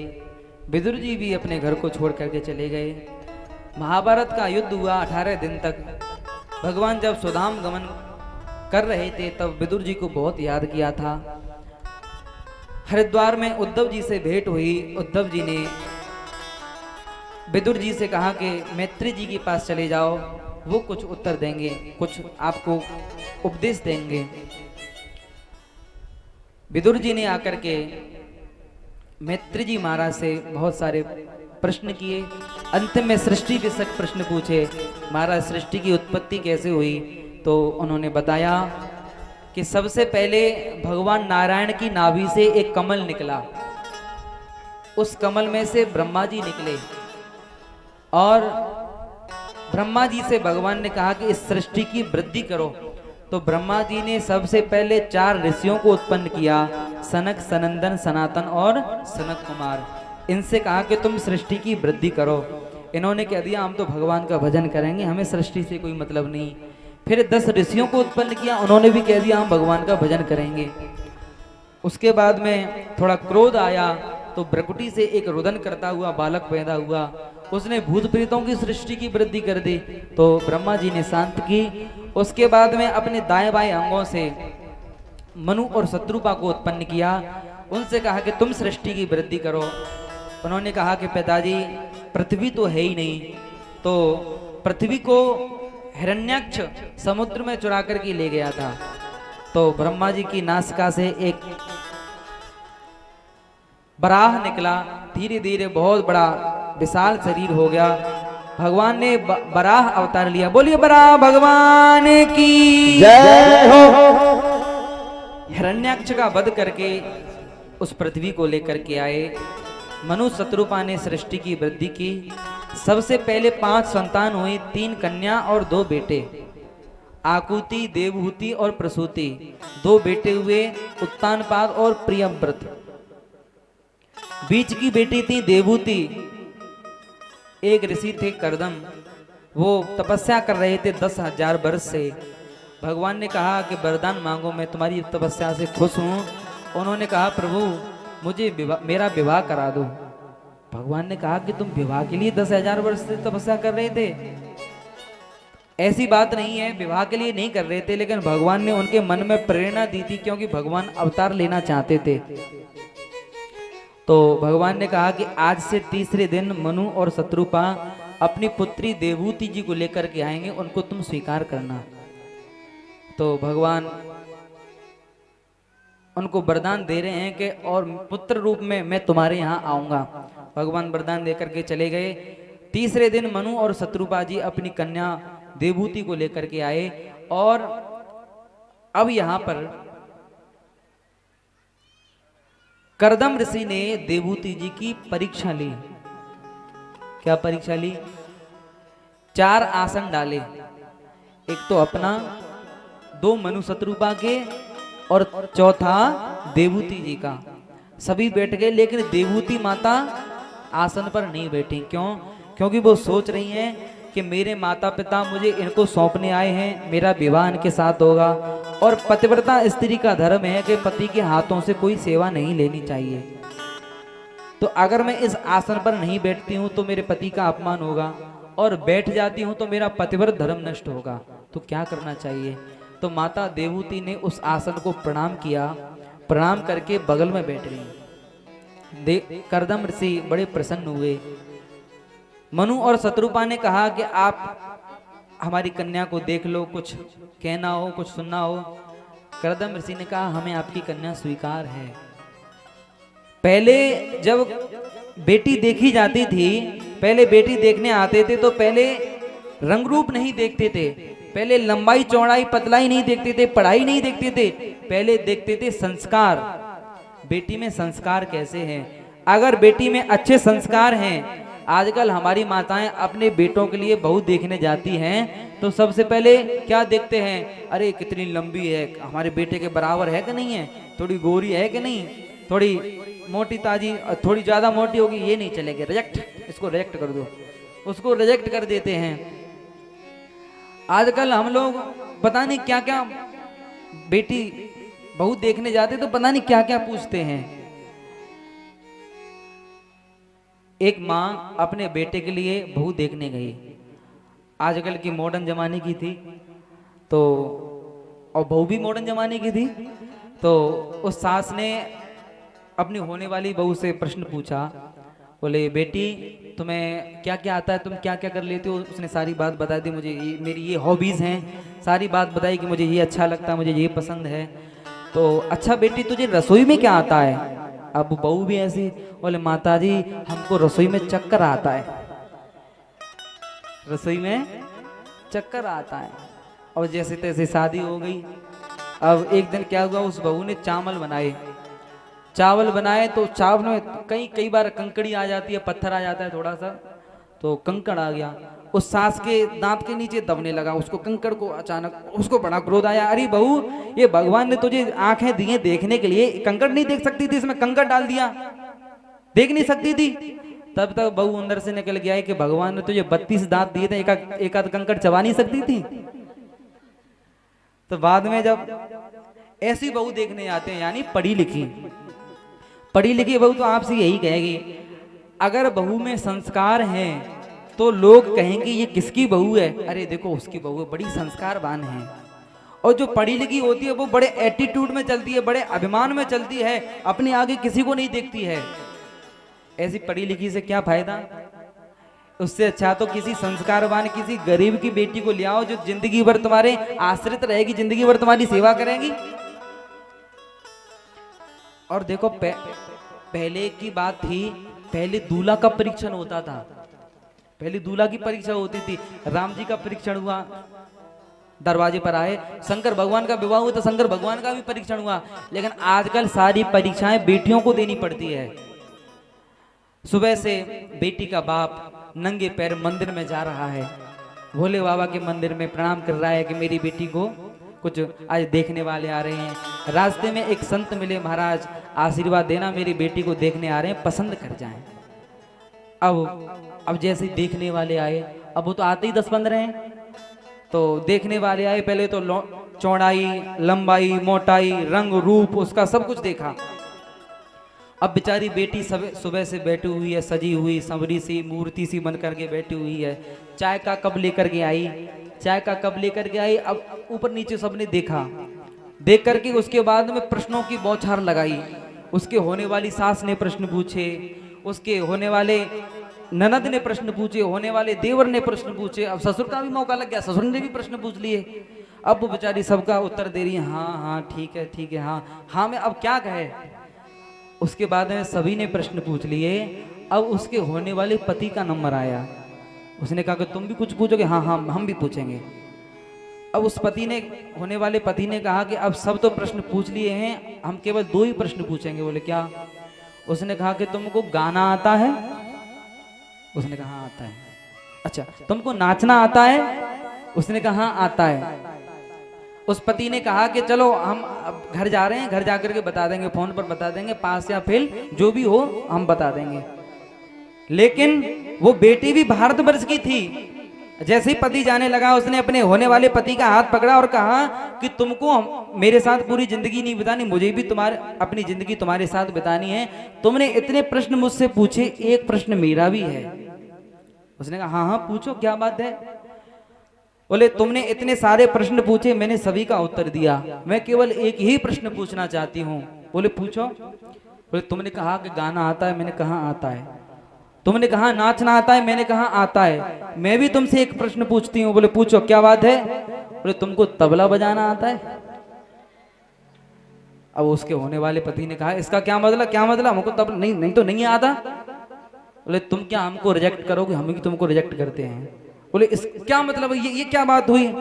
बोले जब मैं नाचूंगी गाऊंगी तबला तेरा बाप बजाएगा। जब मैं नाचूंगी गाऊंगी तो ये हमारी बेटियों को, हमारी बहनों को भी ये स्वाभिमान रखना चाहिए। उनसे आकर के प्रश्न पूछती, उनको भी पूछना चाहिए, अरे तुमको नहीं हमारे साथ जिंदगी बितानी, हमको भी तुम्हारे साथ जिंदगी बितानी है। तो करदम ऋषि ने उनको स्वीकार किया। माताओं से निवेदन है कि जब भी आप अपने बच्चों के लिए, बेटों के लिए बहू देखने जाओ, सबसे पहले उसके संस्कार देखो, इसके संस्कार कैसे हैं। अब पाणी ग्रहण संस्कार हुआ। करदम और देवूति जी अपने आश्रम में रहते हैं। माता देवूति जी बड़ी सेवा करती हैं और उन्होंने बाद में अपनी साधना के अनुसार संयम से जीवन बिताया। उसके बाद में उन्होंने अपने गृहस्थ जीवन का पालन किया। 9 कन्याएं हुई। 9 कन्याओं के बाद में 10वें के रूप में साक्षात कपिल भगवान का अवतार हुआ। बोलिए कपिल भगवान की जय हो। ये 9 कन्या नवदा भक्ति है। देखो 9 प्रकार की भक्ति है। अगर 9 प्रकार की भक्ति में से एक भी भक्ति हमारे जीवन में आ जाती है तो निश्चित रूप से हमारा कल्याण हो जाता है। तो करदम ऋषि जब पुत्र का जन्म हुआ, पुत्र बड़ा हुआ तो जंगल में चले गए सबको छोड़ करके। एक दिन क्या हुआ, माता देवूति ने करदम ऋषि को, कपिल भगवान को आसन पर बिठाया और कहा कि बेटा मैंने सुना है कि तू भगवान है और मैं कुछ पूछना चाहती हूँ। पूछो माँ। बहुत सारे प्रश्न पूछे। कपिल भगवान ने अपनी माँ को बहुत सारा उपदेश दिया। माता ने कहा कि बेटा एक बात बता, जब कोई जीव माँ के पेट में होता है, माँ के गर्भ में होता है तो बड़ा सुख से रहता होगा, क्यों माँ। बोले अभी संसार में नहीं आया, संसार में आकर के माया जकड़ लेती है तो अंदर तो सुख से रहता होगा। करदम माता कपिल भगवान ने कहा कि माता जितना कष्ट जीव को माँ के गर्भ में होता है उतना कष्ट कहीं नहीं होता।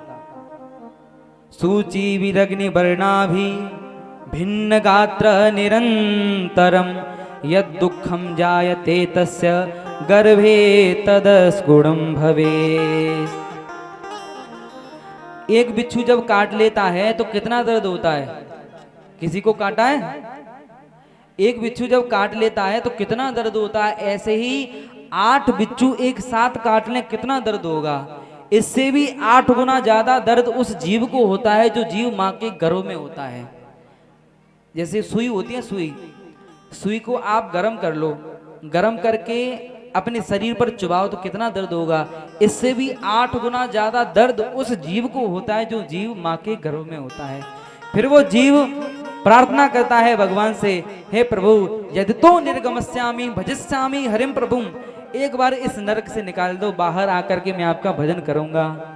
भगवान उसकी प्रार्थना स्वीकार करते हैं। इस संसार में उसका जन्म हो जाता है। जन्म होने के बाद में वो जो वचन दे करके आया था भगवान को वो भूल जाता है, संसार की माया में पड़ जाता है। बचपन खाने ऐसे खेलने में बिता देता है, जवानी अपने यार दोस्तों में मौज मस्ती में बिता देता है। बुढ़ापा आता है तो बुढ़ापे में फिर क्या, शरीर ही साथ नहीं देता तो भजन कहाँ से करोगे। बुढ़ापे में शरीर ही जर्जर हो जाता है, हाथों में दर्द होता है, पैरों में घुटनों में दर्द होता है, तो भजन कहाँ से करोगे। भजन तो जवानी में ही हो सकता है। तो सभी से प्रार्थना है कि भजन करना है तो भजन करने की कोई उम्र नहीं होती। आगे आप कथा सुनोगे, प्रहलाद की क्या उम्र थी, ध्रुव की क्या उम्र थी। 5 वर्ष की अवस्था में उन्होंने भगवान को पा लिया। भगवान का भजन करने की कोई अवस्था नहीं होती, कोई उम्र नहीं होती, किसी भी उम्र में हम भगवान को पा सकते हैं। तो आज की कथा यही विराम लेती है और कल समय तो वही रहेगा 12 से 4 बजे तक।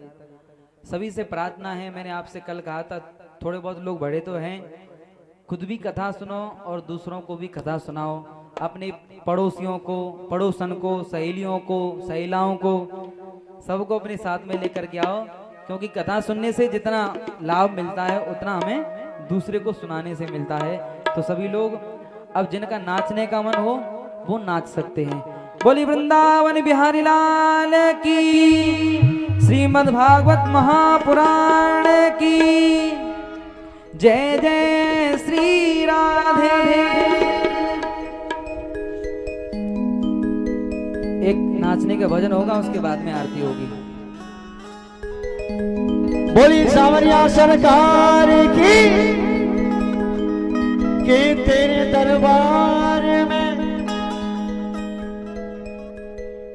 दरबार में बात एक अजब सी देखी। इनायत की नजर तेरी हर तरफ एक सी देखी, कि दिल में तू श्याम नाम की, दिल में तू श्याम नाम की हो जरा ज्योति जला के दे। आएगा आएगा आएगा मेरा सावरा, दिल से बुला के दे। आएगा मेरा सावरा। हरिओम। ऐसा करो, आप सभी लोग खड़े हो जाओ, क्योंकि आप बैठे बैठे तो शर्माते हो, बैठे बैठे तो नाचते नहीं हो। अब खड़े हो जाओ, खड़े होकर के नाच लो। अब आपको कोई नहीं देख रहा। जय हो। दिल में तू श्याम नाम की, हाँ दिल में तू श्याम नाम की, जरा ज्योति जला के दे। श्री राधे। आएगा आएगा आएगा मेरा सावरा, दिल से बुला के दे। आएगा मेरा सावरा, दिल से बुला के दे। आएगा मेरा सावरा, दिल से बुला के दे।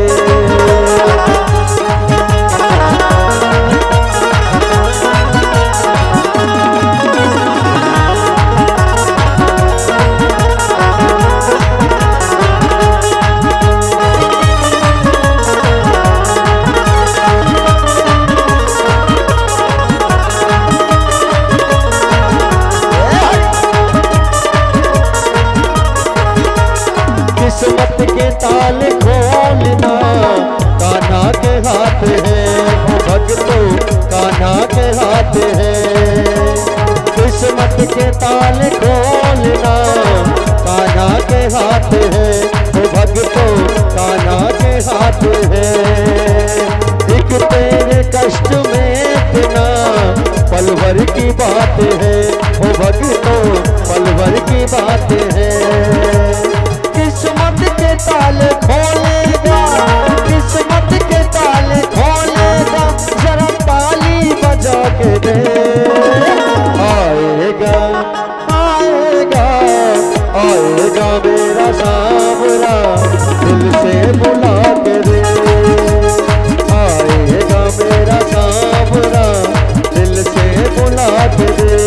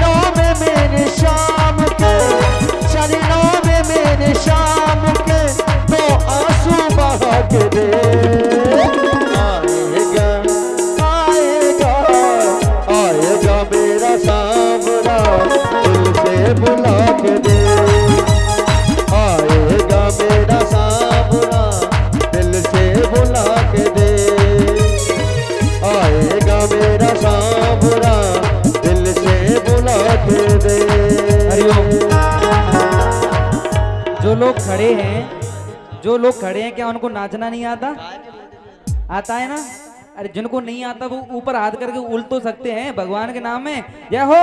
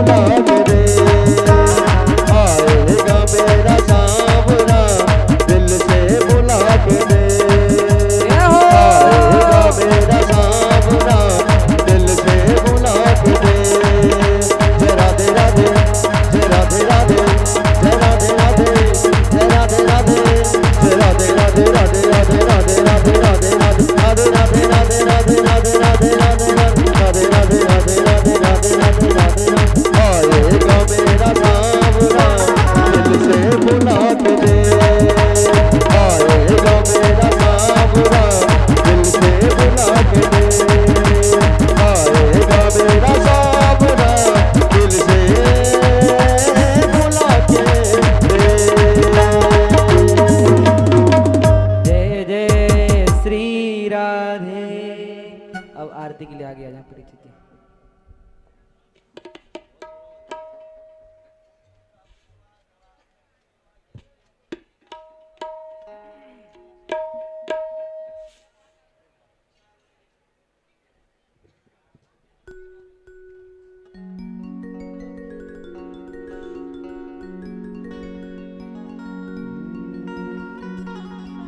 ओम चंद्रमा मनसो जात जहो सूर्यो जात जायतः श्रोत्राद्वाक्ष प्राणमुखादग्निरजायतः ओम ज्वालामालिन्ये नमः।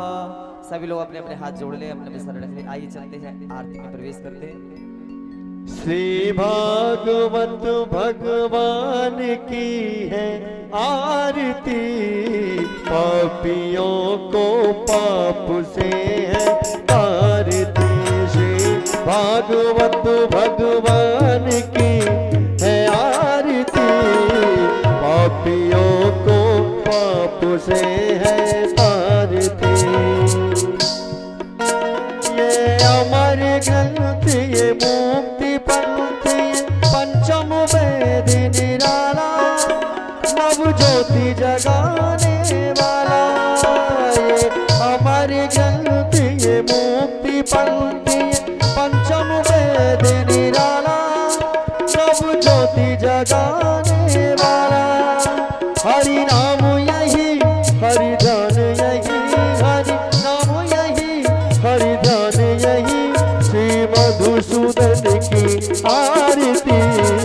पापियों को पाप से है तारती, श्री भागवत भगवान की है आरती। पापियों को पाप से है तारती।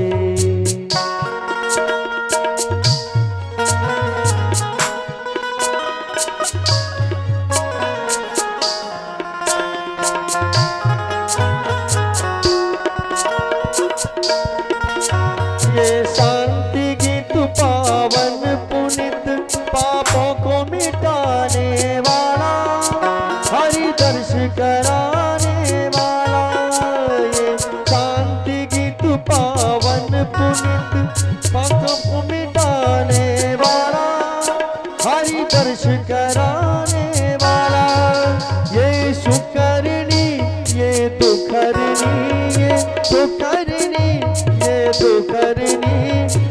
मधुसूदन की आरती, पापियों को पाप से है तारती।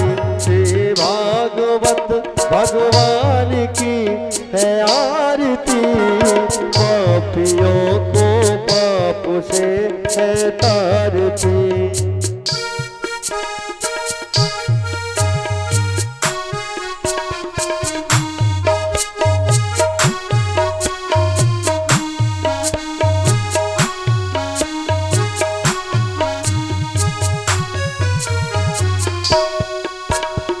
मधुर बोल जदुपंथ बोल, सतमार्ग बताने वाला, बिगड़ी को बनाने वाला। ये मधुर बोल जदुपंथ बोल, सतमार्ग बताने वाला, बिगड़ी को बनाने वाला। श्री राम यही घनश्याम यही, श्री राम यही घनश्याम यही, प्रभु की महिमा की आरती, पापियों को पाप से है तारती। श्री भागवत भगवान की है आरती, पापियों को पाप से है तारती। कर्पूरगारम करुणावतारम, संसार सारम भुजगेन्द्रहारम, सदा वसन्तं हृदयारविन्दे, भवं भवानी सहितं नमामि, भवं भवानी सहितं नमामि। श्री भागवत भगवान की है आरती, पापियों को पाप से है तारती। श्री भागवत भगवान की है आरती, पापियों को पाप से है तारती। ओम जलेन शीतलेन करणे ओम देवघ्यो शांति अंतरिकों शांति पृथ्वी शांतिरापः शांति शांतिरोगदयः शांति वनस्पतिः शांति विश्वे देवा शान्तिरेति शान्तिः सर्वगुं शान्तिः श्यामा शान्तिरेति शान्तिः। अतः मन्त्रोस्पाञ्जलिः हरिः ओम जगेन जगमजयन्त देवास्तानि धर्माणि प्रथमान्यासन्नः तेहनागं महिमानः शचन्द्र यत्र पूर्वे शाद्याः सन्त देवाः। हरिः ओम एकदन्ताय विद्महे वक्रतुण्डाय धीमहि तन्नो दन्तिं प्रचोदयात्। हरिः ओम नारायणाय विद्महे वासुदेवाय धीमहि तन्नो विष्णु प्रचोदयात्। हरिः ओम कृष्णाय विद्महे वासुदेवाय धीमहि तन्नो कृष्णः प्रचोदयात्। हरिः ओम महालक्ष्मी च विद्महे विष्णुपदनी च धीमहि तन्नो लक्ष्मीः प्रचोदयात्। श्रीवन्तकापकुलचम्पकपाटलाब्जै पुन्नागजातिकरवीररसालपुष्पै बिल्वा प्रवालतुलसीदलमन्जरेभिः त्वं पूजयामि जगदीश्वर विप्रसीद। नानासुगन्धपुष्पाणिं यथा कालोद्भवानि च पुष्पाञ्जलिर्मया दत्तो गृहाण परमेश्वरः।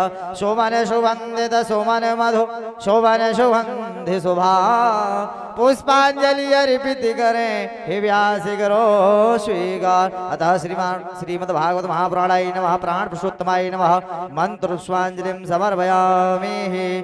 बोली श्री वृंदावन बिहारी लाल की, श्रीमद्भागवत महापुराण की, परम पूज्य सदगुरुदेव महाराज की, परम पूज्य व्यास जी महाराज की, शंकर भगवान की, हनुमान जी महाराज की, नवदुर्गा